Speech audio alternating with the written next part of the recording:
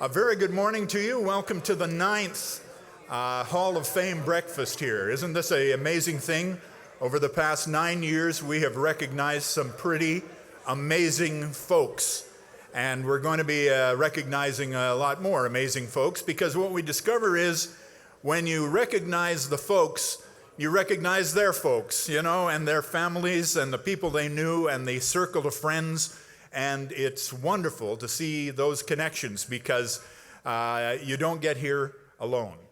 My name's Mike Roberts, and I used to have a gainful employment at CHBC Television and at Global Okanagan, but I bolted from there to retirement about 3 years ago, and I've been discovering the joys of retirement. And I encourage all of you who are still gainfully employed to leave some in the tank for retirement, because it is a kind of magical experience. A very good morning to you. A lot of things to get to, but as we always do, we like to kick off this event with the singing of O Canada with whatever verses you happen to remember. But Heidi Hewitt is up to date on all of those new lyrics, and she's going to try and incorporate them into this song. Heidi Hewitt, where are you? There you are, right there. And welcome to the morning again. Please stand.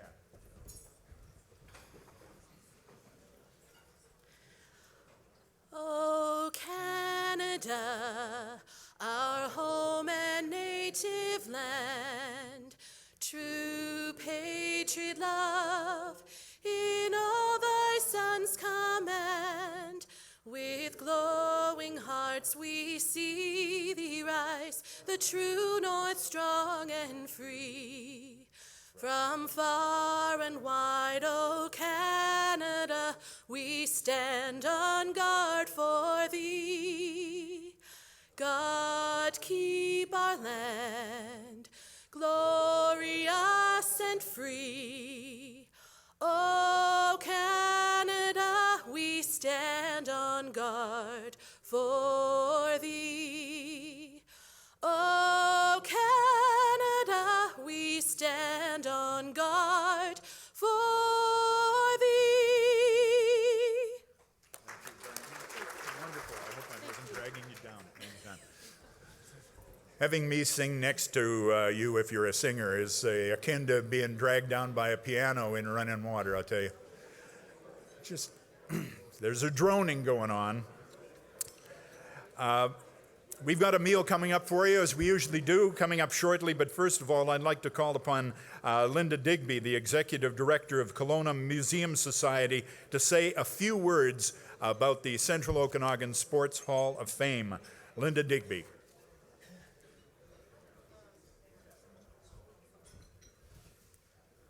Good morning. What a pleasure it is to see all of you here today. It is a fantastic day. On behalf of Kelowna Museum Society, we would like to start by acknowledging that this event is taking place on the unceded traditional territory of the Okanagan people. And we just want to thank all of you for being a part of this incredible celebration. At Kelowna Museums, we are so proud to collaborate with the hard-working, dedicated volunteers who, along with Pat Kennedy, manage side by side with staff the Central Okanagan Sports Hall of Fame. I know all of them have been really, really working hard to work to this day, and I just want to thank all of them for making that happen. This is an especially exciting time at the museum because with the gallery overhaul that is underway, we are having a chance to finally bring the Central Okanagan Sports Hall of Fame home and give it a proud place in the permanent gallery of Kelowna's flagship museum. And as the dust settles and in the mayhem of construction, a really fine display is starting to take place. And I really encourage all of you to come. This new display is starting to show how our inductees that we're here to celebrate today really are a part of Kelowna's history. Inductees, through your efforts, you leave a legacy. You inspire us with your achievements, and we are here to honor you today. Thank you.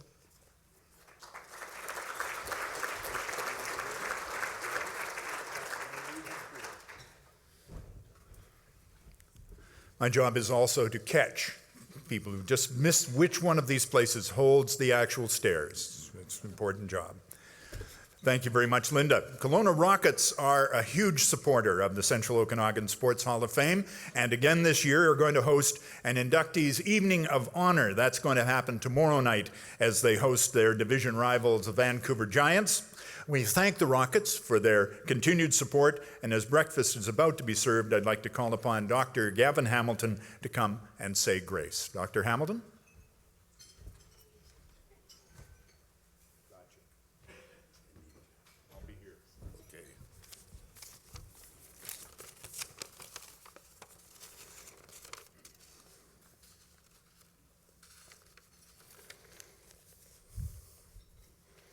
Selection to a Hall of Fame is an honor and privilege. It marks recognition of achievement by one's peers. In sports, honors are bestowed on those who win, usually those who have made sacrifices and foregoing things their contemporaries were doing. It is well to remember that no man or woman is an island unto themselves. We all stand on the shoulders of those who enabled us to reach our goals. Our parents, our families, teachers, coaches, friends, and adversaries have all influenced our development. Our adversaries are important too. It is said that competition does not build character, it exposes it. Vince Lombardi, a famous football coach, once said, "Winning isn't everything. It is the only thing." In other words, if you don't win, you have nothing. That's an ugly and dangerous philosophy.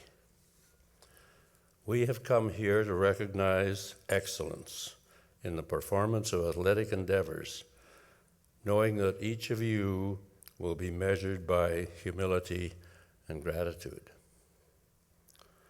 We want to say thank you to the inductees. I invite you then to join me in returning thanks for our many blessings, for the freedom to choose what we can be, for those who have contributed to our success, for the opportunity to compete and excel, to experience the ecstasy of winning and the agony of defeat, for the recognition accorded at this time, for friends and family, in a world where many people walk alone, for faith, in a world where many walk in fear, for the bounty of the land in a world where millions go hungry, for the food prepared for us by caring hands. Bless us, every one, and make each of us a blessing in the name of our Lord and Master. Amen.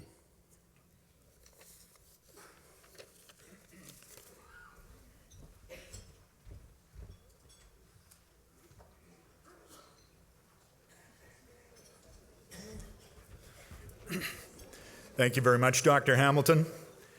I happen to watch golf quite often, and it's interesting to note that when you hear people philosophizing about golf, they say you have to just be trained to lose, because that's what you do most of the time in golf. Even if you reach the heights of the megastars, there would be no contest if it weren't for the people who are willing to give it a try but not make it. So thank goodness for Dr. Hamilton's reference to those comments and the Coach Lombardi perhaps flawed thinking. So we're going to take a moment to thank the many sponsors of the Central Okanagan Sports Hall of Fame. Interior Savings Credit Union is a key sponsor and helps us get more kids involved in sport, and we'll have more on that later. Thank you, Harmony Honda, Mans Binkley and Company. Thank you for your ongoing support. Global Okanagan Television helps with the production of our videos that we show you each year, an integral part of these proceedings. In particular, I'd like to thank Bruce Dawson, Don Ferguson, and Derek Hinchliffe. And we mentioned the Kelowna Rockets a little earlier, as well as the City of Kelowna, solidly behind this community effort and another important sponsor. And we'd also like to thank the many table sponsors you'll see on the tables in front of you. I want to call upon Patrick Kennedy. He's the Managing Director of the Central Okanagan Sports Hall of Fame, to give us a look back at some of the Hall of Fame performances over the past 12 months. Patrick.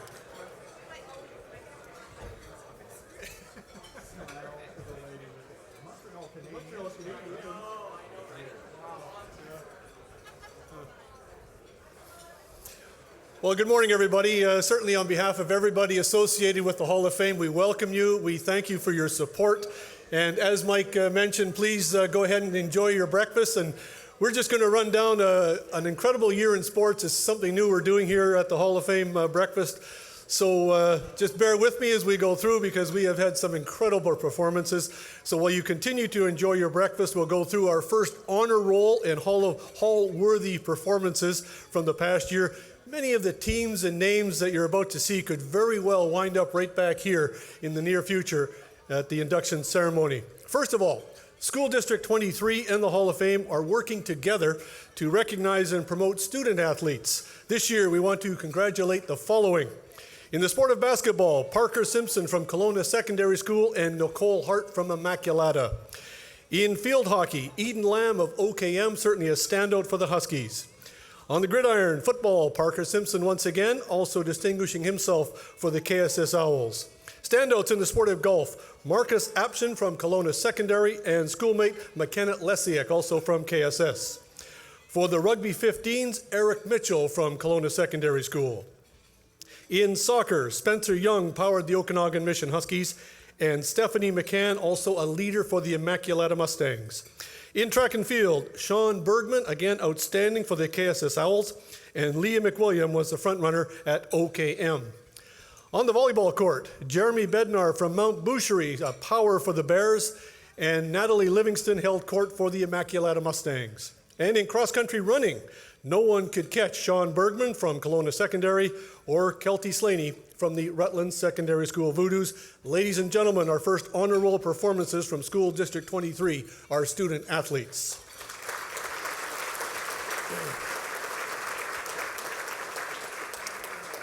Now, 2016 also provided us with some outstanding performances from Central Okanagan athletes in provincial, national, and international events.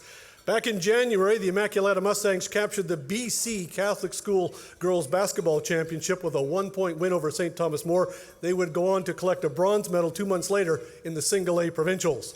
Also in January, a star in the making, 12-year-old Olivia Grand captured gold at the Provincial Figure Skating Championships and followed that with a silver medal at Nationals in the Novice Women's Division. Kelowna's Kelsey Surwa, certainly back healthy and at the top of her game. She won a gold medal in ski cross at the Winter X Games in Aspen. In February, the KSS Owls senior boys team let it be known they were gunning to be the best in BC. They won their own Western Canada tournament for a second straight year, and in March ran the table to win the Provincial Quad A Boys Championship. The Owls were a perfect 23-0 against BC opponents and have been tabbed as one of the best teams ever assembled. Also in March, the UBCO women's volleyball team captured the university's first ever CIS medal, finishing third at Nationals. The Heat, by the way, had been ranked number 1 during the regular season. Coach of that team, Steve Manuel, named Coach of the Year. His team won 32 of the 35 games. Steve has coached that Heat team for 15 years. Well, they don't come much better than Kelowna triathlete Heather Wertel. She posted impressive wins at the Ironman events in Monterrey, Mexico and Oceanside, California, winning both events by more than 3 minutes ahead of her nearest competitors. She capped it off by winning the North American Ironman in May. 10 years in the BC Hockey League, and now the West Kelowna Warriors have their first league title. They added the Western Canadian Championship and then headed to Lloydminster to battle in the RBC Cup National Championship Tournament. The Warriors blanked the host Bobcats 4-0 in that title game. Well, the Stanley Cup paid a visit to West Kelowna in July. Justin Schultz of the Pittsburgh Penguins brought the cup to town. More than 1,000 fans lined up to get their picture taken with the cup and Mr. Schultz, a product of West Kelowna minor hockey. Kelowna swimmer Kira Smith qualified for the 26th Olympic Games in Rio, winning the Olympic qualifier in the 200-meter breaststroke. Unfortunately, Kira was kept off the podium in Rio, but not so for Kelowna's Taylor Ruck. She helped Canada win its first medal at those games, a bronze in the women's 4x100 relay. It's Canada's first medal in that event in 40 years. The relay team added another bronze medal in the 4x200 meter freestyle as the Canadian women made a statement in Rio, helping Canada win 22 medals. Folks, just another year in sports for some of the athletes from the Central Okanagan, and it's a safe bet. Again, some of those mentioned here today will make their way back into this Hall of Fame one day. Thank you very much.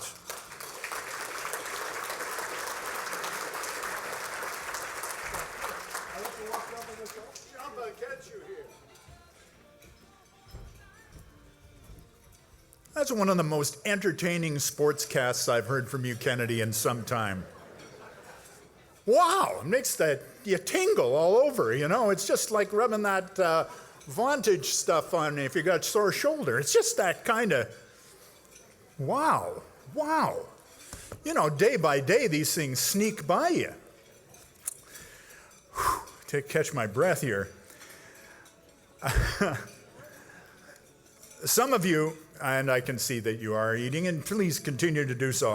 My drawing attention to it is only my way of segueing from page 3 to page 4.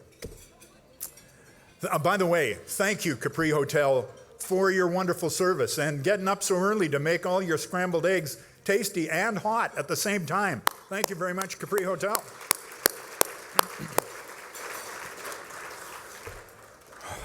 Now, Rolly Kashoni from Interior Savings and Cheryl Brown from Kids Sport Kelowna and Paralympic athlete and bronze medalist Tristan Smythe. Please make your way up and join me here on stage. The Central Okanagan Sports Hall of Fame endeavors to inspire future Hall of Famers and teams with Interior Savings to also help provide an opportunity for youngsters to get involved in sports. And to that end, the Hall of Fame and Interior Savings offer financial support to youth organizations. We got that taken care of. Again this year, that organization is Kids Sport Kelowna, showing its support for the Central Okanagan Sports Hall of Fame and commitment to youth sports. Interior Savings is making a donation of $2,500 to Kids Sport Kelowna. Rolly Kashoni and Cheryl Brown.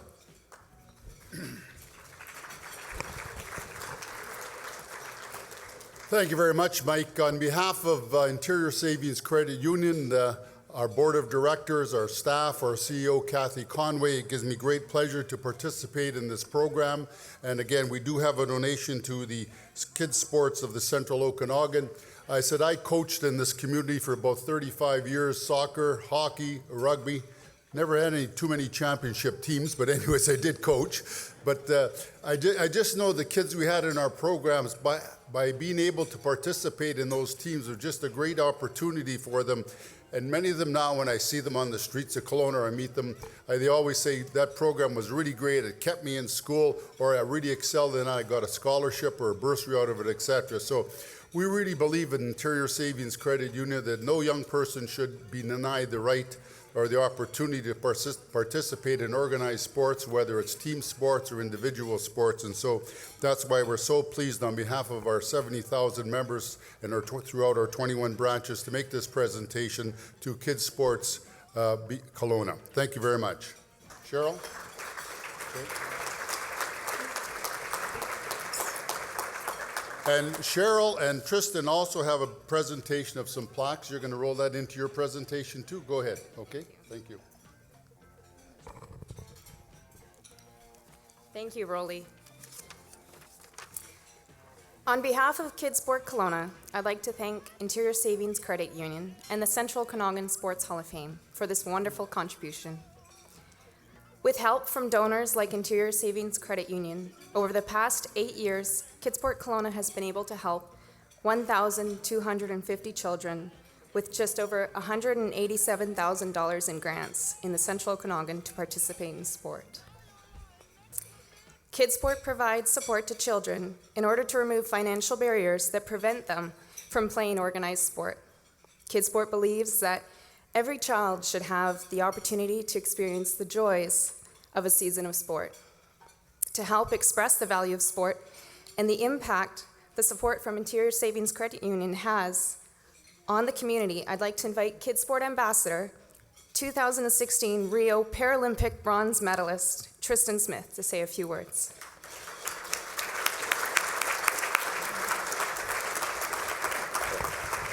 A little bit taller, so I'm going to have to move the mic up. How's everybody this morning? I just wanted to, I guess I'm here to speak to the value of Kidsport and what it does for the community. I just want to express my gratitude to Kidsport for what they do, and thanks to Interior Savings Credit Union for supporting us. You're all here, so you all know the value of sport. I'm sure it's keeping our kids active, it's keeping them healthy, but more than that, it's an avenue for the kids to connect to the community and really become a part of their communities, which is tough in this time when people are sort of more distanced. So becoming a part of the community, and especially here where we live, where we're in a place where we're so fortunate with everything we have around us to be outside, to be active, and all the opportunities for sport that we have in Kelowna and the Central Okanagan, we're really fortunate. But the barriers still do exist, and it's thanks to Kidsport that we're able to help remove some of those barriers for the kids and help them all participate. So thanks to the Central Okanagan Sports Hall of Fame, and congratulations to all the new inductees, and thanks for your support to Kidsport so that all kids can play. Thanks.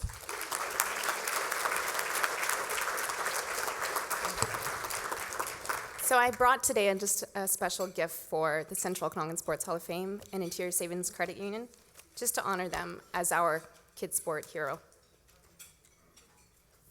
This is for the Central Okanagan Sports Hall of Fame. Pat, do you want to come up and accept that on behalf of the hall? Cheryl, you can make that presentation too, okay? There you go. Thank you very much.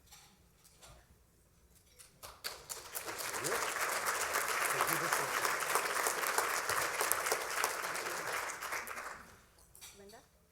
Linda Digby from the Kelowna Museum Society. Thank you very much. For coming this morning. Thank you. And this one's for Interior Savings Credit Union. There you go. Thank you very much, Cheryl. Thank you, Kristen. Super.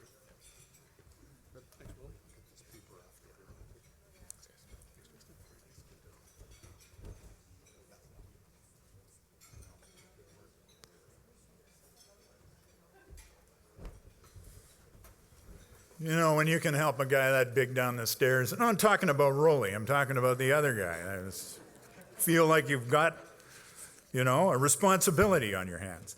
You know, the other thing is that Rolly probably feels this way. You get a whole new relationship with kids when you're playing the sport with them. And I play golf with my grandsons and granddaughters, and you get to a whole level of communication that doesn't involve, what did you do to school today? You know, you get instruction on why your fade is going so bad. I call it a slice. They call it a fade, Grandpa, you know? I mean, it's just a wonderful way to get two-way communication. So another remarkable way in which sport helps the way society unfolds. Good work all. And once again, thanks to Interior Savings Credit Union, the ongoing support for youth sport, and Central Okanagan Sports Hall of Fame, a great fit, as we've seen. Our next guest also has Olympic experience. His name is Robert Bettauer. He's coached Canada's tennis team at the Summer Games in Seoul and Barcelona. He remains an accomplished player in his own right to this day, and he's here today to discuss the rise of such stars as Junie Bouchard and Vasek Pospisil and Milos Raonic. Good work, Bettauer, for bringing all these people to our forefront. Pat Kennedy and Robert are going to talk now, so pay close attention. And that's why we brought all of you here, is to have a listen to what goes on in the world of sport and how connections are made. Robert Bettauer and Pat Kennedy. Thank you. Oh, well, certainly, I guess this is on. We're all up and firing. So welcome, by the way, to the Okanagan. Thank you, everybody. Good morning. It's great to be back in the Okanagan. I just want to, first of all, congratulate all the inductees for what you've accomplished in sport. You're wonderful role models. So this morning is a very special morning to recognize your accomplishments. Well, we seem to have an Olympic tie going on this morning, so let's start right there because you were in Rio. Let me ask you just right out of the gate, how was your Olympic experience? Let's go through there.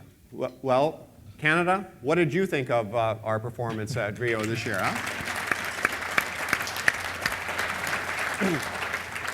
I think for both the Olympics and the Paralympics, it was an outstanding games for Canada. I think what's most exciting was how many young athletes broke through, and you know it's only the start for so many of them. One of my roles is I'm the CEO of PICE, the Sport Institute in Victoria, where many of our Olympic and Paralympic athletes train. So I've had the privilege for the last 4 years of watching the women's rugby sevens team train. What a breakthrough performance that was, not only for Canada, but for women in sport and for young girls across the country. So really impressive. Okay, gotcha. Little time. Little maintenance. Little time out there. Okay. Sorry about that. My experience was covering the tennis event, and the tennis came back into the Olympics in 1988, and I was coach there in Seoul and Barcelona. And it's interesting to note, I mean, tennis is a very professional sport, a big money sport, has a certain amount of glamour attached to it. And it has, since 1988, all the top players participate in it. They consider it one of the crown jewels within their huge professional resumes. They put it on the same par as Wimbledon, the US Open, the French Open. That's huge. That's a testament to the power of the Olympics and Paralympics and to sport. There were huge expectations for Canadian tennis players in Rio. Did they meet those expectations? Was it too much? Did we expect too much? I think it's not what we expect of ourselves, it's what the athletes expect of themselves, right? And the standards they set for themselves. I think that if anybody saw the tennis event, you saw that Novak Djokovic, number 1 player in the world, lost in the very first round. Now, he lost to Martin Del Potro, who was one of the top players and was making a comeback. It was an epic match, and the crowd was so involved in it. And after the match, Djokovic was an emotional wreck. He cried on the court. The number 1 tennis player in the world, losing first round in the Olympic Games, that was a testament to not only how much it meant to him, but just how close and even the level of competition is. We were very close to winning a medal in the men's doubles event. Daniel Nestor, can you believe that he's 44 years old and is arguably going to go down as one of the top 2 doubles players in the history of the game, along with John McEnroe. That's how good he is. And he and Vasek Pospisil. And by the way, Vasek Pospisil, he's from the Okanagan. He grew up in Vernon. And he won Wimbledon 2 years ago. He won the Wimbledon doubles championship, which is, from my generation of tennis players, I was lucky to get into Wimbledon. He won it. And that's how far Canadian tennis has come. They were that close to being able to win a medal. But Daniel Nestor won a gold medal in 2000 in Sydney. So we have set a standard in the sport to try to be able to perform at the highest level at the Olympic standard. So for Daniel Nestor, it was a chance to get 1 more medal, and they lost to Rafael Nadal, and he's not a bad player either, is he? Not too shabby. Just give me an overview, because you were there, you experienced it. How did Rio do as host? I mean, if you have to give them a grade, if we're doing the school thing, would you give them a grade as in comparison to other hosts? I'm going to give them an A for effort and for pulling together at the last moment. We all heard the horror stories going into it. I think there was a lot of concern that it was going to be a disaster. It was anything but. I think our greatest wish and desire for the people of Brazil and for Rio is that the Olympics and Paralympics truly can be a catalyst for some healthy, positive social change. But having said that, the enthusiasm and support was amazing, and in particular for the Paralympics, because there was a lot of discussion going to the Paralympics. They didn't have enough money, sponsors had pulled out, would they even be able to pull off the event? And the venues were packed. The citizens of Brazil and Rio absolutely came out in full force to support the Paralympics, and that I thought was a real testament to their society. It was greatly appreciated. You know, getting back to tennis, and we talked about sort of the big 3, Milos and Vasek, et cetera. What has propelled, especially those 3, sort of to the top of the game, certainly in our eyes these days? Well, everybody in this room who's lived in sport knows that it doesn't happen overnight, does it? It takes many years, in fact, sometimes decades. And In the case of tennis, so I was part of a generation in the 1970s that tried to take some first steps professionally, and we weren't bad. We were good natural athletes. I grew up playing two sports, hockey and tennis.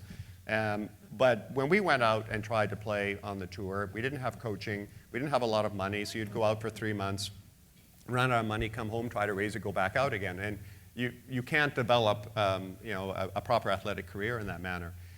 When my generation got involved in coaching and then and came into management administration at Tennis Canada, and there was some more money, we tried to start putting the building blocks in place, which was, for example, players like Daniel Nestor, who was a junior when I was running Tennis Canada. That generation, we not only surrounded them with good coaching on an ongoing basis, but when they then made the transition to the tour, we ensured they had funding for 3 years with coaching support, which would be give them at least a strong indication after that time if they could make it or not. And that was part of the transformation. Probably more importantly, though, is we worked with all the clubs across the country and tried to upgrade the level of coaching and support to the coaches and provide more training and competitive opportunities for young children coming into the sport. Tennis is as close to a gender equal sport as there exists. And so it was a lot of focus on providing opportunities for both girls and boys at an early age and making it affordable. We had an image as a country club sport, elitist, very wealthy, and so we worked very hard on making the game much easier to learn with adjusting the size of rackets, balls, the size of the court, trying to make the sport very affordable, so barrier-free. And so that's one way to approach it. And then the other part is that you have a breakthrough at the top. For example, what happened in Sweden? You've all heard of Bjorn Borg, one of the greatest tennis players of all time. Well, Bjorn Borg begat Stefan Edberg, #1 in the world, begat Mats Wilander, #1 in the world. A few years ago, I had a chance to interview and speak to Mats Wilander, and we talked about the Borg phenomena, and he said what Bjorn Borg did for tennis in Sweden is that he made it very cool for athletes from other sports to now want to play tennis. So he said, for example, Edberg was a great soccer player. He then went into tennis. Wilander was a very good hockey player. He went into tennis. So he said Borg had made tennis be able to start attracting the A athletes to want to play that sport. So for tennis, it was only a matter of time. If you put all the building blocks in place, at some point you're going to have a breakthrough, and an athlete's going to then raise that bar for the sport. And that's what Milos Raonic did, followed quickly by Genie Bouchard, followed quickly by Vasek Pospisil. So when one breaks through, this is what Borg did. It builds the confidence level of all the other athletes in that sport, and often athletes from other sports as well, because they believe that they can perform now at the highest level in the world, be successful. And that's what happened for us in Canadian tennis. Raonic, now, Wimbledon final this past year. How impressive was that to see a male tennis player in the singles final? Genie Bouchard 2 years ago was in the semifinal. Pospisil winning the doubles. So now we have a generation of young juniors, and they're outstanding. Denis Shapovalov, Felix Auger-Aliassime. One of them won Junior Wimbledon. The other one at 16 won the Junior US Open. And why? They say because of the breakthrough of players like Raonic and Bouchard and Pospisil. So it just starts cascading, right? And there's a belief system there. But you have to have the infrastructure in place, too, to support those athletes. Let me ask you another question. We talked a bit about the youth and the current stars. What about the senior stars? And this is a game for all ages, including yourself, and I don't really want to blow your own horn, but 5th place. That's the old version of me. Yeah. 5th place at the World Senior Team Championships. You're still playing good tennis, are you? Well, I think it's a trend that's happening in many sports. Tennis, for sure, is the epitome of a lifelong sport. And I started the game when I was about 8 or 9 years old, and now I'm still able, in the particular senior age category I'm in, to play provincially, nationally, and internationally. My good friend, Joachim Neerfeld, is in here too. He's one of the top senior players in Canada, if not the world. And for us, it's not like a full-time gig anymore, but the fact that we can go out and stay fit and active, and at this stage for us too, there was a great line said, winning isn't everything. Absolutely it's not. It's the process. It's the engagement we have. For sure, your character is revealed through competition, but it's also the network of colleagues and friends that you make, and that's really the lifelong gift of sport. And the fact that we are able at the same time to also stay fit and healthy and active, that's such a blessing.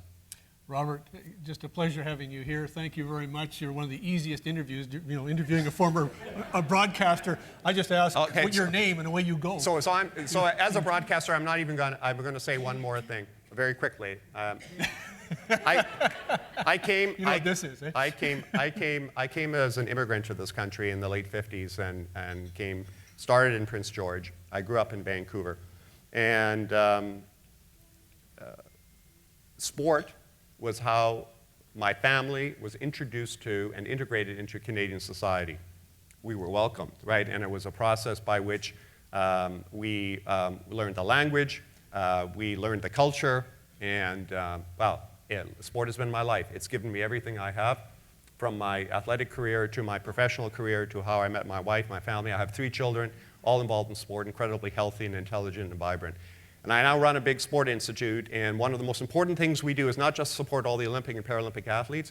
We deliver and mentor physical literacy to over 4,000 children in schools, in rec centers, in health authorities. We work with First Nations, and all of that because we understand you give one of the greatest gifts to any child when you show them how they can be engaged in sport and physical activity for life, and all the benefits and qualities that come from that.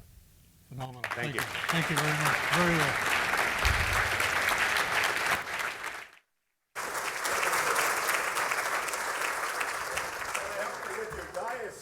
Sure, let's move you back into business here. That's not the first time you've been close to the edge. Good. What a host of fine things to take note of. Thank you very much, Robert, for bringing us that view into the way things are built. And congratulations to you and your organization for all that you've been doing. And thanks for coming here this morning. That leads us to why we're here today. You were wondering when.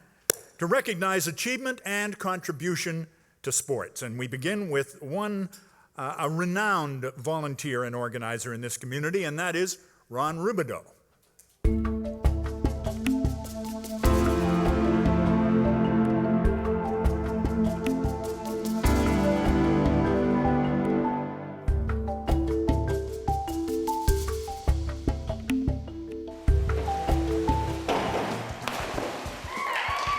Sports is mostly about the athletes, competing for victory while playing for themselves, their team, or even their country. But at the heart of any event is the volunteer. Kelowna is well known for its incredible volunteerism, and one of the men leading that charge not too long ago was Ron Rubidoux. In 2008, the City of Kelowna turned to Ron to chair the BC Summer Games. The event was a huge success. I'm not sure if my wife made the decision for me, but I'd been retired a very short period of time. And it was involving associations with people that I knew quite well. So I looked at it as a fair bit of fun. I'd been involved with the BC Games in the 2 previous venues in Kelowna, primarily from the sailing end. So from the organizational end at the top, it was just a lot more fun for a lot longer period of time. Ron oversaw an event that attracted thousands to Kelowna during a time when the city was already bursting with tourists and locals alike. Volunteers, venues, transportation, food, and a lot more, the 2008 Games went very smoothly. But then Ron Rubidoux brought that expertise to the Summer Games, having served 11 years as superintendent of School District 23. He did so at a time when budget cuts, school closures, and amalgamations were all new experiences and challenges, and in typical Rubidoux fashion, accepted the role that was supposed to be only temporary until they found someone else. Racing is another passion of Ron's. A competitor for many years, he became a certified national race officer, organizing events locally, across the country, and even overseas. He was named Canada's top race officer in 1998 and was the BC Sailing Association's Volunteer of the Year in 2005. He helped the sport succeed on and off the water. Somebody told me that the name Rubidoux really means ribbon of water in French. I'm not sure they're entirely accurate in the definition, but it's been there since I was a little kid. I didn't have the chance to learn how to sail when I was a little kid, unlike my own children and grandchildren, but it's been there certainly. Ron Rubidoux moved to Kelowna in the late 1970s. Since then, He has his name all over the sports scene in the Central Okanagan and beyond, and continues as a city ambassador to this day. I guess everybody feels proud about the community that they live in, and I certainly do about the city of Kelowna. But you become a true citizen and advocate for the area you live in when you get involved, and you're able to do those kinds of things that have long-term sustainability over a number of years. Pretty proud citizen? Yeah, I am. I'm a good advocate for the city of Kelowna almost everywhere I go, much to the chagrin of almost everyone who's around me. Ron Rubidoux. Derek Hinchliff, will you come up and make a presentation?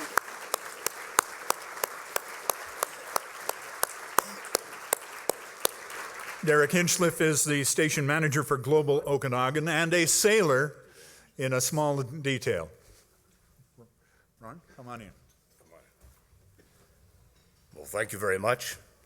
Good morning, friends and family. When Sir Isaac Newton was being acknowledged by the scientific community in England, he said his accomplishments were minor because he had the opportunity to stand on the shoulders of giants, people like Copernicus and Galileo, Kepler. I have had the same opportunity my entire life.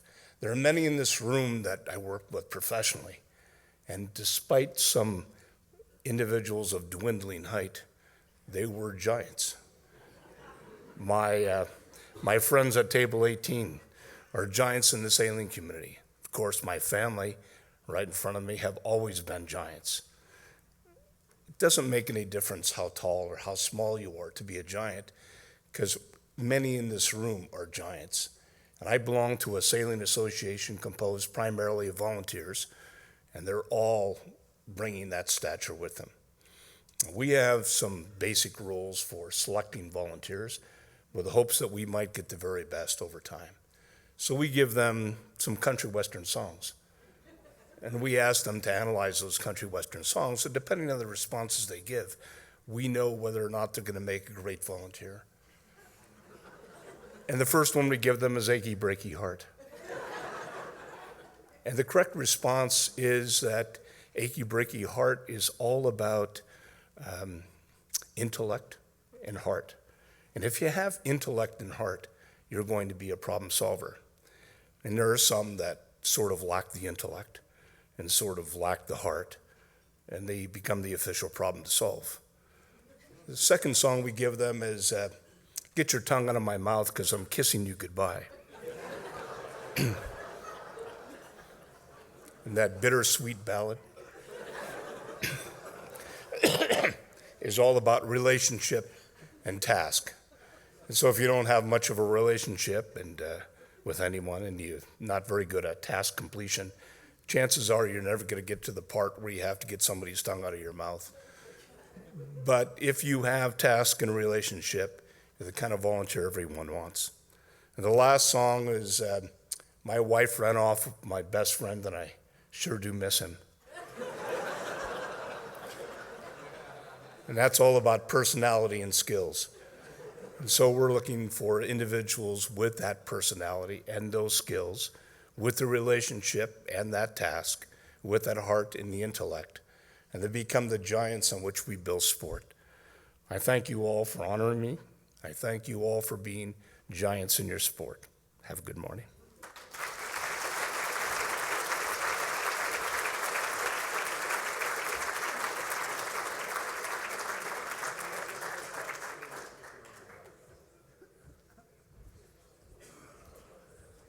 I've got to go to some more of those organizational meetings of yours.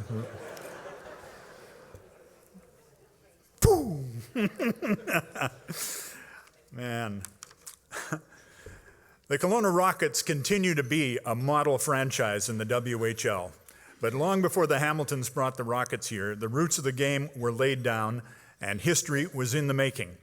And one of those who laid down the groundwork for success is the late Bob Giordano.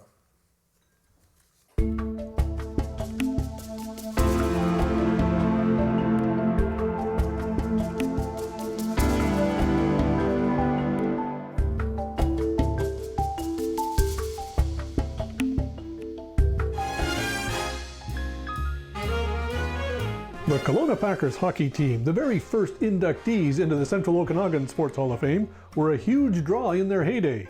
Success on the ice accomplished only because of the work done off the ice, especially by this man, Bob Giordano. He was the league statistician and then the team manager. He was sort of a one-man show off the ice, you know what I mean? He canvassed for the program ads. He had the program printed. He took it to the fellows at the arena to distribute. He did everything. In 1958, the Packers finished in top spot in the Okanagan League for the very first time, won the Western Canadian title, and lost in a 7th game in the National Championship Series. That team was selected by the Canadian Amateur Hockey Association to be the first ever Western team to play behind the Iron Curtain. In 4 games against Russian opponents, the Packers won 2, lost once, and tied 1. That success opened a couple of doors for Bob Giordano. He could have moved on. He loved Kelowna. He was offered the job as league statistician for the Western Hockey League. At that time, I believe it was Al Leader that was the president of the Western Hockey League, had heard Bob's reputation as a statistician and his knowledge. So I remember we took a trip down to Seattle and Bob was interviewed, and he was offered the job. But he thought it over and he said, no, I want to live in Kelowna. I love Kelowna and that's where I want to be. Bob stayed in Kelowna and continued to devote himself to sports in the community and of course the Kelowna Packers. That devotion even led to a tightly guarded secret. Well, I heard about it sort of like in hindsight. There did come a time when the revenue was down and they knew they would not be able to meet the next payroll. So it was kept a big secret, but Bob went and mortgaged our home to get money to make the payroll. He was confident that, you know, the note would be met. And many years later, when that story was told to one of the Packers, they denied it. They said, no, it never happened. I never heard that. Well, it did happen, and they didn't hear of it because they didn't want the players to be, disgruntled or not play well or whatever, Bob Giordano passed suddenly at the age of 36 from a brain aneurysm. He left behind a wife and 4 very young children, ages 3 months to 8 years. Interestingly, one of his grandchildren, JT, went on to play for the Kelowna Rockets and is now in Russia after being recruited by the Sergei Fedorov. Bob's was unfortunately a short life, but one that left an indelible mark in this community and remains an inspiration to the residents of today. There's many people that volunteer their time for sports and other things, It's the purest thing because he didn't get any remuneration except his satisfaction from what he did. He did it because he loved it. And there's many people out there that do the same thing. Bob's widow Edna is here with us today, and so are a number of other of the Giordano family members. Bob's oldest son, Guile, has been chosen to come up and accept on Bob's behalf and say a few words. And I'd like to ask Brock from Harmony Honda to come up and make the presentation.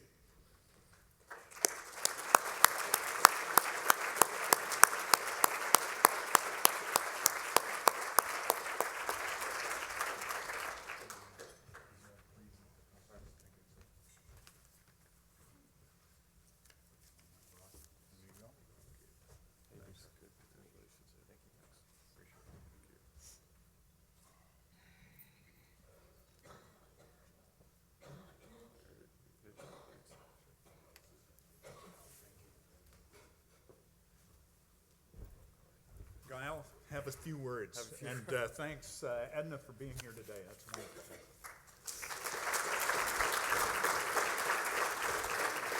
Thank you very much. Thank you very much. Always enjoy coming back to Kelowna, place I grew up. Now live in Arizona. I've been a United States citizen for many years, but consider Kelowna my home and a lot of great memories. Great video to see my dad and mom speak of my dad. And prepared some words, and many of them have already been said today, but I'd like to kind of have my few minutes to say some of the same things, but I'd like to do that. First of all, I'd like to thank God for allowing me to be here today, because without Him, I would not be able to do this, and I always wanted to thank God for everything I have. I'd also like to thank the mayor and Patrick and Mike for putting this event on and allowing me to be here. I'm sure it takes a lot of hard work and dedication for those here at the Capri Hotel as well to put an event like this on. It's a great honor. For me personally, the few memories I have of my dad,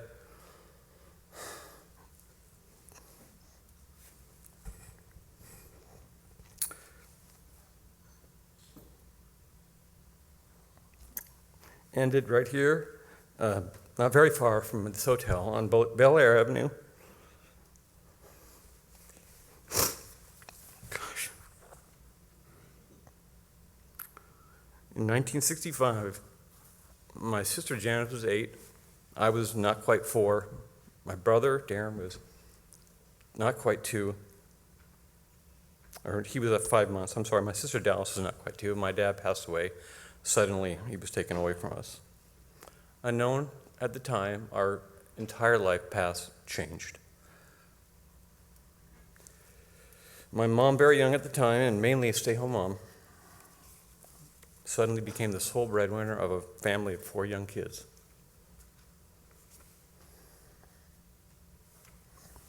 She attacked her role like she did during the years when Dad was building a reputation here in Kelowna. She stood by all of us over the years as we moved away in different parts of the world. She always kept Dad's memory alive, whether it was sending us newspaper clippings of events Dad was involved in or telling us about conversations she had with ex-players or people that knew Dad. This has continued today through Mom and Dad's 21 grandchildren that are spread over the United States and Canada. This induction for sure is in honor of my mom and her selflessness and dedication to our family. So thank you, Mom, very much. For us, Dad's legacy had been sealed prior to any awards or accolades. He learned his ethics from a large Italian family that grew up right here in Kelowna, and they took pride in developing personal relationships. In the 1950s, there was only about 10,000 people in Kelowna. So I'm sure it was a challenge in many ways to try to develop a career and grow up here. But Dad's passion was Kelowna, and his focus and involvement in those in amateur sport was what he wanted to do. Hockey was his love and gift, and he contributed, obviously, as we saw today, which on the side of what we call today organizational management side, or the general manager of the team. Of course, we saw the 1958 Packers and how successful they were going to Russia at a time when Russia was a lot different than we know it today.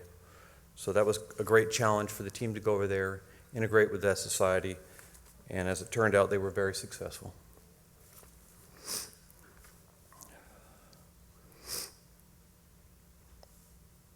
Today, as we know, many Canadians and Americans play in Russia and all over the world. And Dad's grandson JT is playing there currently in Russia, and did locally here with the Kelowna Rockets just a few years ago. It was quite a joy to watch JT play here in Kelowna, as they've been very successful. And I sit on my computer at home and watch it, stream it down in Arizona. Follow the Rockets and their success over the years. It's been a great honor. Dad would be very proud of the success of junior hockey, not just here in Kelowna and the Okanagan, but all over Canada. It's changed quite a bit from the 60s, and it's a great organization all across Canada. As Dad's professional career continued to rise, and with the NHL expansion eventually coming to the West Coast in 1967, many in our family and throughout the community thought maybe one day he would end up there in some capacity. For me personally, that would have been great to witness, because I love all sports and aspects of it, so that would have been awesome to see if that would have happened. For us, though, his deep involvement in the local sporting fabric of Kelowna is the essence of what made Bob Giordano. In 1966, the year after he passed, the Bob Giordano Memorial Award was commenced and awarded to those who significantly contributed through coaching or administratively to Kelowna through voluntary work in amateur sport. It's been a great honor for my family to have that happen every single year, to keep his memory alive. In closing, it has been my distinguished honor to have been here speaking on behalf of my family. It's been many years that we've been all together here, and for my mom, I know it's a great joy to have us together. I believe we must also never forget that honoring our parents is part of what makes a family legacy. I really hope today that in a few short words I've done that, because I want to honor my dad for all his success he had. Thank you.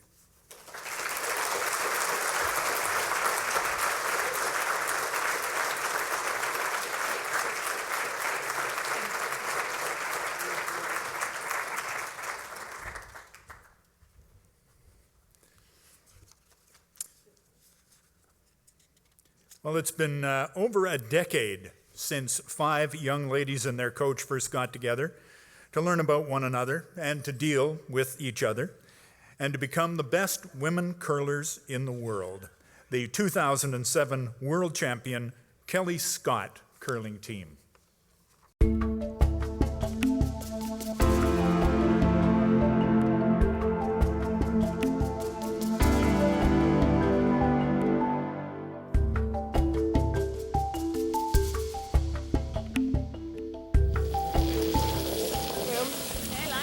Denmark threatening to steal to take the lead for the first time. Denmark is not going to play the 10th end. They're conceding victory to Canada. Top of the world, and their rise was almost meteoric. Each in their 20s, the team of Kelly Scott, Gina Schrader, Sasha Carter, Renee Simmons, Michelle Allen, and coach Jerry Richard honed their skills and strategies for only 4 years before taking aim at the game's top events. In 2005, a shot at representing Canada at the 2006 Olympic Games. However, a heartbreaking loss in the final. But that loss could be viewed as one of the best things to ever happen to this team. If you could have mapped out that week, we would have been so excited to make the final. And when that week of the Olympic trials ended, we were so upset that we didn't get to the Olympics. But I do think it just wasn't in the cards for us yet. We came together, and that just fueled our fire to just dig that little bit deeper and work harder. And we happened a couple months later to win Canada for the first time, which is a major thrill. We went to the Worlds in 2006, and again, huge eye-opener experience. And we fought hard. We were quite inexperienced compared to the rest of the international field that had been at numerous world championships. It was our first time, and we came away with a bronze medal. Another loss that would fuel their desire to return to the top, not only in Canada, which is almost unheard of as repeat champs, but on the world stage. 2007 would be the magical run, another Canadian title, and their first world championship. The long hours of practice, meeting with nutritionists, sports psychologists, trainers, and of course the travel and competition all paid off. And in team sports, it could have just as easily come off the rails, but didn't. I think what was really neat about our team was we each had very different personalities, but that clicked.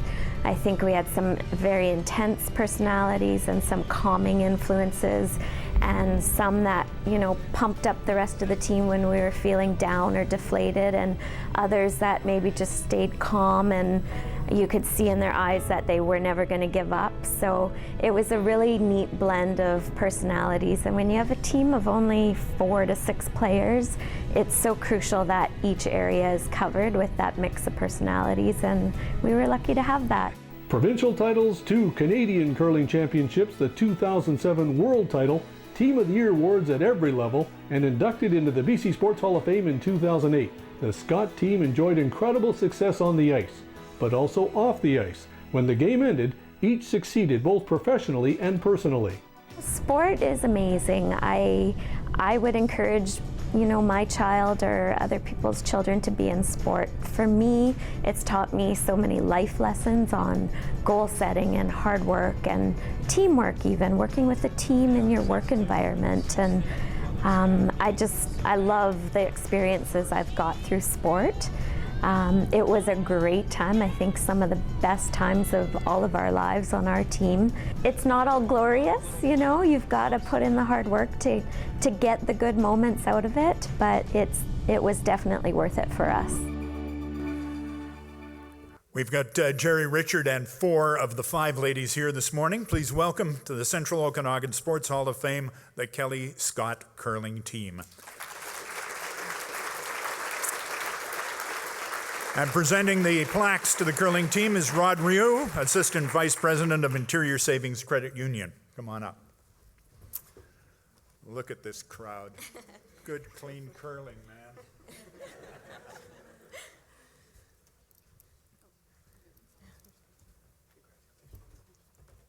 Thank you. Thank you. Thank you very much.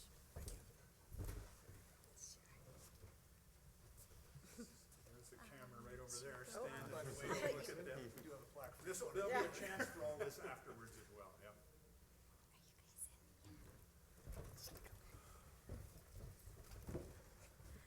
Good morning, everyone, and thank you for having us. We are extremely honored to be here. To officially introduce the team, I will point out our team members. Renee Simons, lead. Kelly Scott was the skip. Gina Schrader, third, and our coach, Jerry Richard. Jerry, don't start crying already. Unfortunately, our 5th, Michelle Allen, lives in Victoria, so she's not able to be here. I'd like you to sit back and relax as I tell you a little story about how 5 regular little girls grew up to accomplish something remarkable together. The years were 1972 to 1977 when these little girls were born, all in different cities: Winnipeg, Kelowna, Oliver, Victoria, and Ashern. No family members knew of one another, and there was no sign of any future connections. Then came the 80s, and these girls were all independently introduced to this very interesting sport called curling. They all had a family member who curled who took them along to the curling rink to watch. And it didn't take long for each of these girls to get out there trying to throw the rocks for themselves. Along came the 90s, and the girls started to become aware of one another. Being from BC, Gina and Renee curled together, winning the BC Junior Women's title. Gina and Michelle also formed a team and represented BC at Junior Nationals. Sasha and Kelly were out in Manitoba and joined forces for 4 years, winning a World Junior title together. And when Kelly moved to Kelowna in 1996, she and Gina started their curling careers together. All the pieces of the team were slowly starting to come together. Finally, in the fall of 2002, the team you see before you took to the ice together. We found some relatively good instant success. It was obvious we had individuals on our team, not only with some talent, but we all had a strong work ethic, joint goals, and a true belief and passion we could be the best. We started to practice more. We began to work with a nutritionist and a fitness trainer. We started to uncover the invaluable help of a sports psychologist. We were getting noticed on a national stage, and it was awesome. In 2004-2005, we had a breakout season. We won a spot in the upcoming Olympic trials, with Gina curling 7 months pregnant nonetheless. A few weeks after winning that championship, we won our first BC Women's Provincial title, with Michelle stepping in for Gina, and we went on to win bronze at our very first Canadian National title championships. Then we had the displeasure of living out the old saying, you learn more from a loss than you do from a win. It was about to be taught to us in a very difficult way. We traveled to Halifax to compete at the Olympic trials. The winner of that event would represent Canada at the 2006 Torino Olympics. We were definitely going in as an underdog, and we just wanted to fit in with the rest of the elite curlers at the time. You know, not embarrass ourselves. For those of you who were watching curling at the time, the undisputed queen of the rings was Colleen Jones. It was a round-robin format, and we worked so well as a team. All our prep was paying off, and we were racking up the wins. We finished first after the round-robin and got a bye to the final. We can all still remember the late Don Whitman of CBC coming to interview us in a locker room in the arena and asking, "So, did you think you'd be in this position?" I think we all giggled and tried to sound confident in our answers, but we were just really having the time of our lives. In that final, we were up 2 points coming home, the last end. All we had to do was eliminate their rocks and keep them to scoring 1, even 2, and we'd go to an extra end.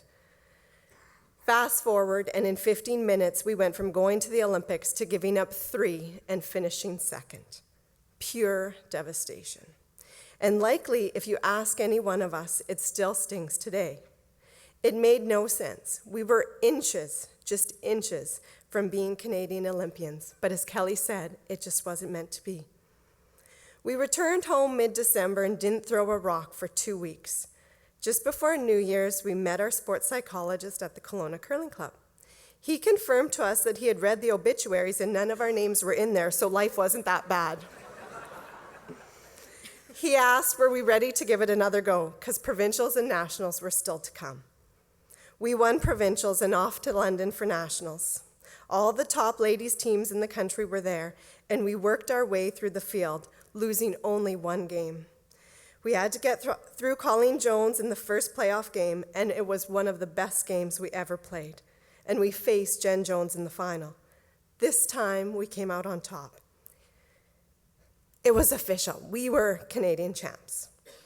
Our names forever inscribed on the national trophy.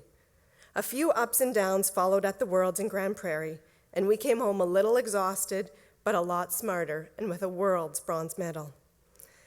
The following season, and like the reason we are standing on this stage, we made no mistake with the mission we were on. We challenged every element of our game. We worked out 5 to 6 times a week. We threw rocks 5 to 6 times a week, after work on lunch hours, both days on the weekend. We competed and traveled 10 out of the 12 weeks before Christmas. Nationals were in Lethbridge, and we returned as Team Canada, the defending champions. Once again, we lost only 1 game in the round robin. We beat Jen Jones in the final, and Saskatchewan's Jan Betker and the former Schmerler team in the final. We ran them out of rocks. It was handshakes. Who would have guessed back-to-back national titles? We were elated, but we weren't done. A few weeks following that national victory, we went off to northern Japan to compete at Worlds. We finished first in the round robin, and in the playoffs, we made no mistake. We played Denmark in the final. Due to the time change, our families and friends gathered anxiously around television sets at 1 o'clock in the morning. It was close, but we were victorious. It is still surreal to this day. We were and always will be world champions, the best in the world. They say it takes a village to raise a child, and if our team was a child, man, our village was big.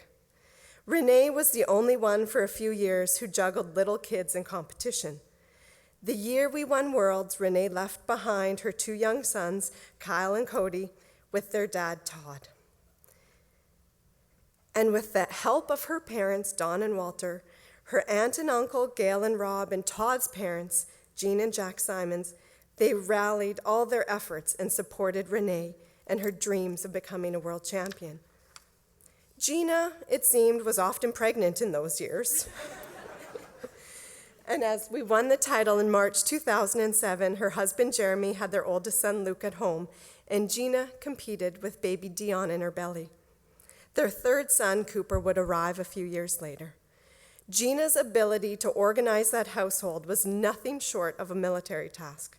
Her dad, Jerry, played multiple roles, coaching the team while also supporting in his grandpa duties.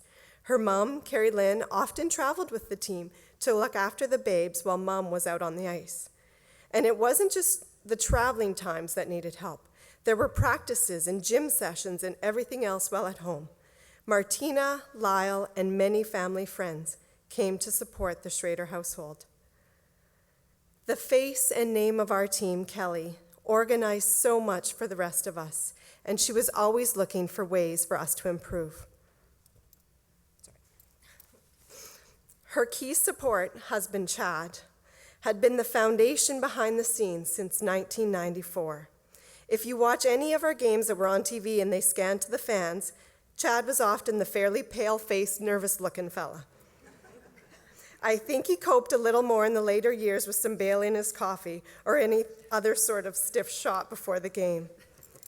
He knew what Kelly's dreams meant to her, and when their son Nash came along, they were both so proud to cheer their mom on.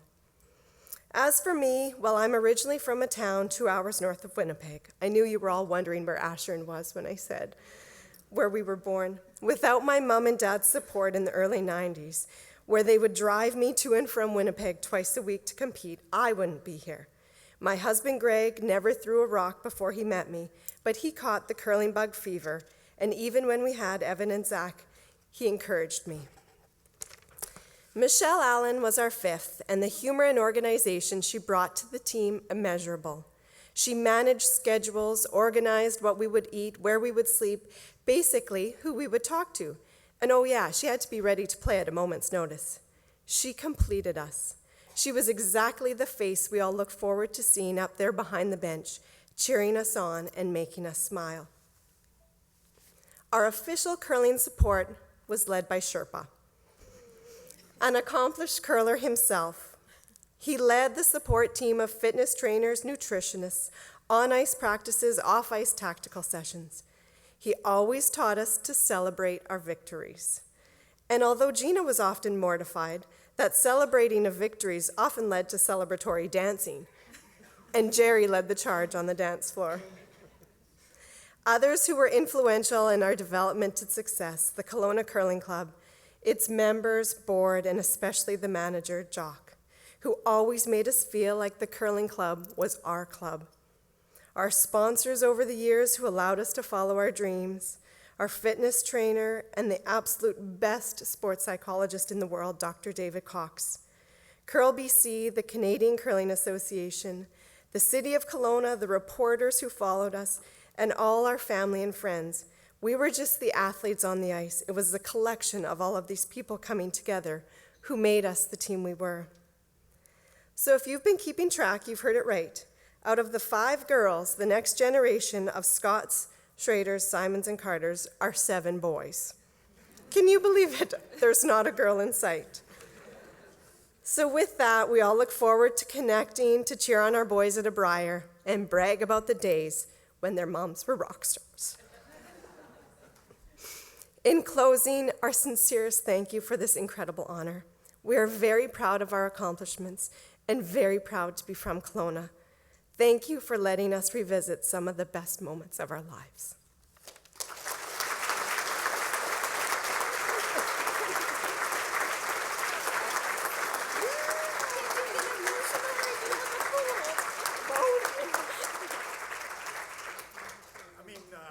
I could listen to you guys all night long. Come on. We like talking about ourselves. Hey, oh, you want Jerry? Come on over this way. Yeah, you don't have to climb all the way back up. The liability in doing that.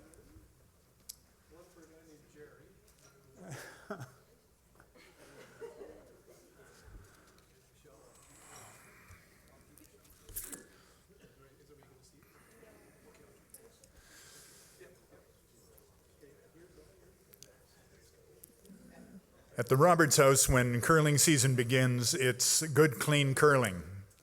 And the more we get on to curling, the more we realize curlers are human.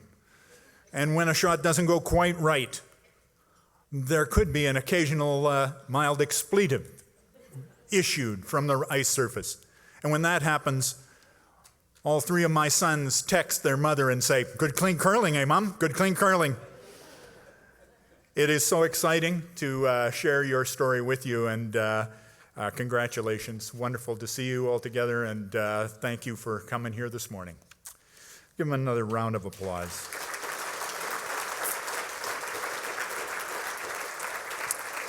We've got quite an Olympic theme going on this morning. At the 1984 Summer Games in Los Angeles, a young man from Kelowna named Blair Horn helped power his team to a gold medal. And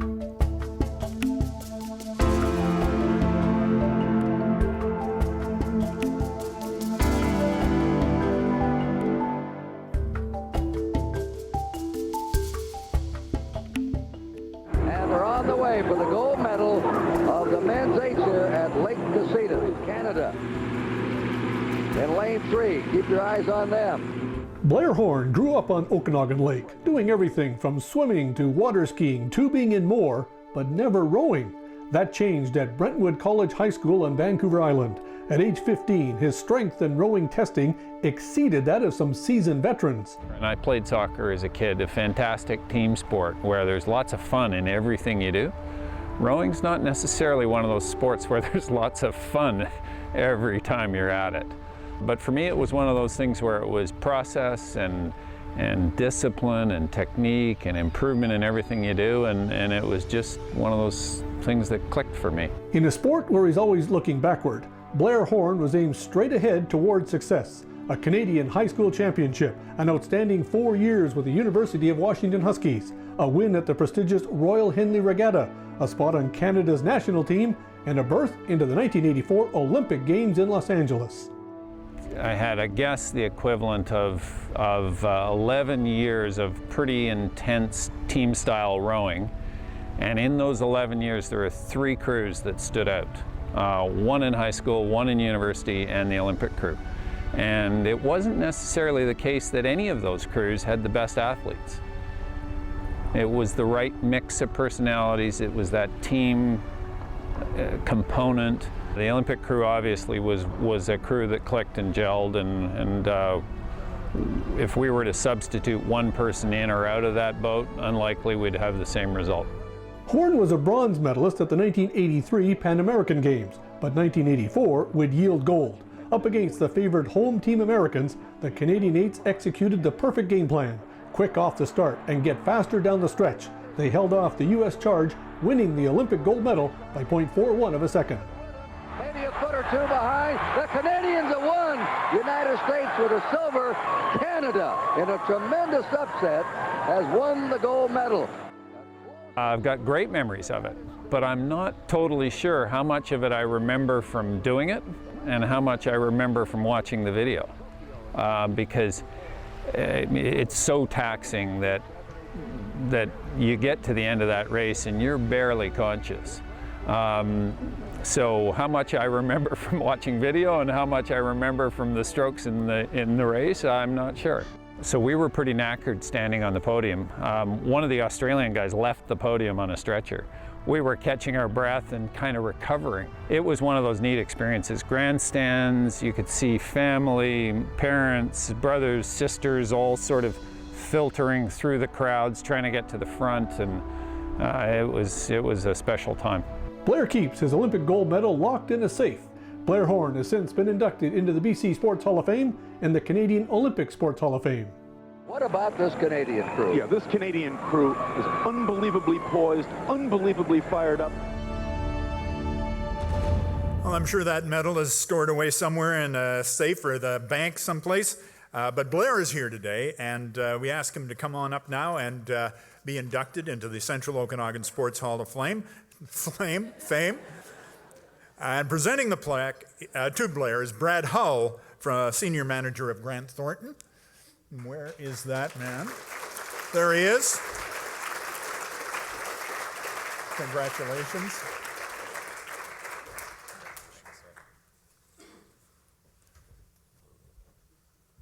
Which way are we looking here? There we are.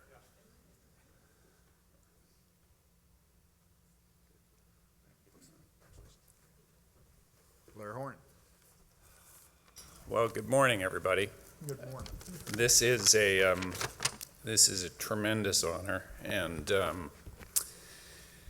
an emotional time. My heart's in my throat from watching that, from listening to this, from listening to that, and to hear all of these fantastic stories. I attend the BC Sports Hall of Fame induction ceremony as often as I can, and I find every time I'm fighting back the tears, the emotions and the passion that come with it are so fantastic. So, with that behind me, It really is a wonderful time to reflect, and there's been some great messages this morning. That theme of standing on the shoulders of others, the theme of it not being all about winning. Those themes, the more time I've spent around sport after my time in competition, are so much clearer to me and so much more important than I really appreciated at the time. Maybe a slightly different theme than some others have been on today for me is one of community, and it unfolds in a few different ways. I think of how it is I ended up in rowing, and it would start with mom and dad. I think from my father I got some of that sort of get it right, do it right type approach. The limited athleticism that's needed for rowing, I think, came from Mom, a field hockey and tennis player. I think I probably also got the grit that comes for competition from Mom. And then I think about my time here and chasing kids I went to school with. There was always somebody who was a better soccer player. There were people to look up to, names that were very large at the time, like the Athens family in the rowing world, Bostocks and Mervyns. Don Arnold's here today. Dan Hindle's here today. His parents were inducted last year as builders in this hall. The imprint that those people leave. Terry put us in so many sets of ski boots and skis. What impact did that have? That's community. And then it's coaches, it's the sport organizations, it's the high schools, it's the university. All of that is community in a sense. And without that community, we weren't able to do these sorts of things. So it's a tremendous honor. I'm humbled to be inducted with so many great other inductees today. The mission statement of this hall is to honor and inspire. The BC Sports Hall of Fame is to honor the past and inspire the future, and I certainly feel honored, and I hope we are all doing a bit here to inspire the future, and I thank you all very much.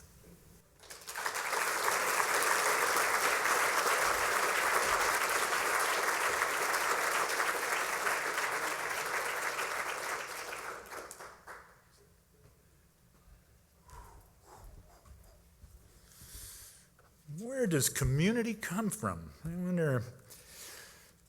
This lady, her smile, her laughter, her outlook, they are all very infectious. But even more endearing and inspiring is what Connie Stamhuis does in the swimming pool.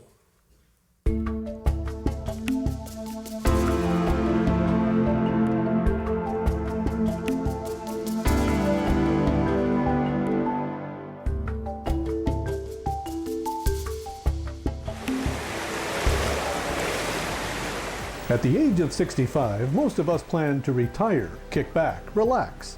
Oh, not Connie Stamhuis. When she was 65, she took up competitive swimming and has been doing so for almost 20 years. Connie knew she was into something when she was a winner first time at a Masters Swim Championship. That was my first one when I was 65. I broke someone's record in the 100th breaststroke. And I lost my cap and I didn't use goggles and I just swam. So that sort of set me on the way. Okay, that looks good. Connie has traveled the globe competing in World Master Swim Championships, professionally sanctioned events by FINA. To date, her accomplishments include 7 gold medals and 4 silver. Her key to success? Look forward, never sideways or backward. In fact, she is so focused, Connie didn't even realize she was a world champion. I took my time changing, and then I go out and they are all standing there waiting for me. Connie, you're a world champion. Connie, you won. I said, oh no, that can't be. There's still some that need to swim. No, Connie, they're all there. And then finally I accepted it. It was fun. I was happy with my time. Connie's favorite event is the 50-meter freestyle, but admits to performing better in the 50-meter breaststroke. She actually competes in 5 events in the pool. And oh, by the way, does the annual Across the Lake swim in Kelowna each year. For the lake swim, she wears a wetsuit. In the pool, just her swimsuit. The cold water bothers me. My skin is very thin, and I mean, I don't have a lot of fat on me. And you know, but then if you have a lot of fat, you can't compete either. Connie can be found in the pool 3 to 4 times a week. She loves the water and the friendships, and thinks everyone should take up swimming for reasons of health and happiness. How many more years are you going to swim? I hope to be able to swim until until dementia hit me. I think you're going to swim for many years to come. I hope so. I really hope so, because I have now a goal for next year. And then I'm 85, and I figure, okay, if I make that and do well, I can just make plans at that time. But slow down a little. Yeah.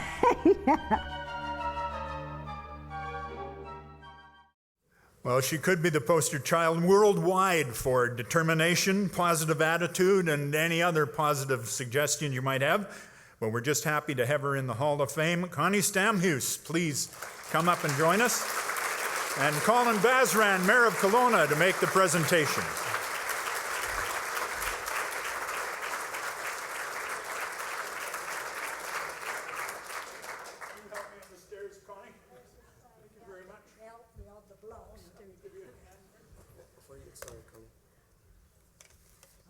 Congratulations.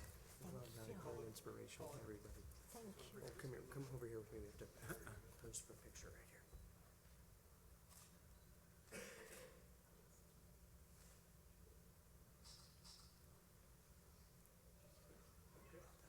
I'll put this on the chair for you. Thanks. Connie, you got any advice for us? How do I stop sinking in the pool? I know. I have advice for you. Just do it. Okay, it's not very long, and it's large print, so I can see it. A simple thank you is not enough to ever express my gratitude for receiving this unbelievable award. I'm humbled and elated at the same time, not ever thinking that such an honor would be bestowed upon me. Thank you. To Gavin Hamilton Sr., who discovered that I could swim a little better than most my age. It was he who then got busy filling out forms because he thought I would qualify for this award, but I never thought it would come to anything. Thank you, Gavin. Then to my son and daughter and their spouses, always cheering me on. Mike, my son, also a swimmer with many Canadian records on his name. Well known to the swim world, where I was always Mike's mother. Sorry, Mike, from now on, you will be Connie's son.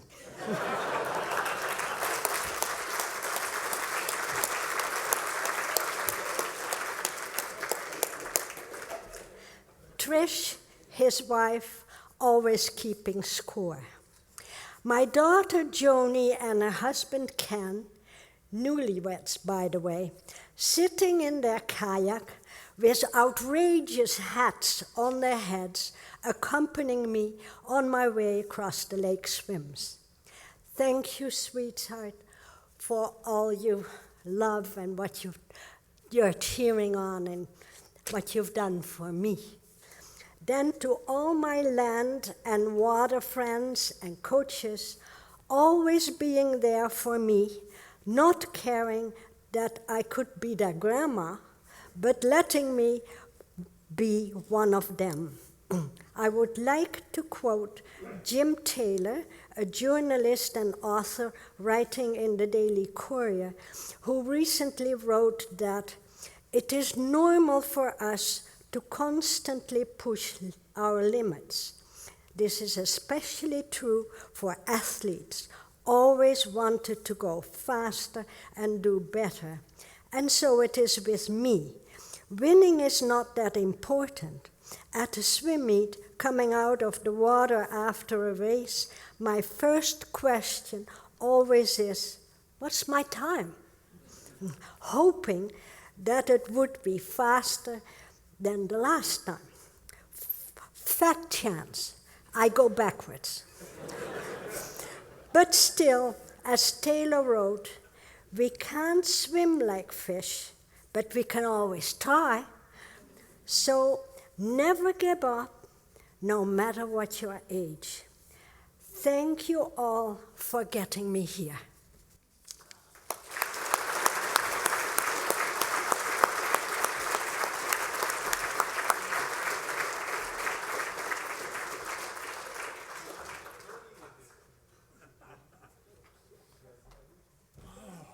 My goodness. I'm going to feel guilty every time I sleep in. I tried to wake up at 6:30 this morning to get here. I woke up at 2:30 and I could not get back to sleep because I knew that I was going to be meeting all these people here today. So, Connie and all the inductees, thank you very much for all that you've accomplished and what you stand for and what you mean to the Central Okanagan. Well, that concludes our 9th annual induction ceremony. So as Pat indicated, make sure you pick up that sheet that's on the tables, and if you can think of someone who should be in the Hall of Fame, by all means fill it in and send it to us. And contact the Kelowna Museum. In fact, drop into the Kelowna Museum, why not, and have a look at all the wonderful things they're doing there. Could all of these inductees from this year please stay, come up here on stage for some picture taking, and I hope you enjoyed this morning's event, and we hope to see you here again next year for the 10th anniversary during Canada's 150th birthday. Oh, it'll be just some magnificent stuff. Have yourselves a very good day. Thank you.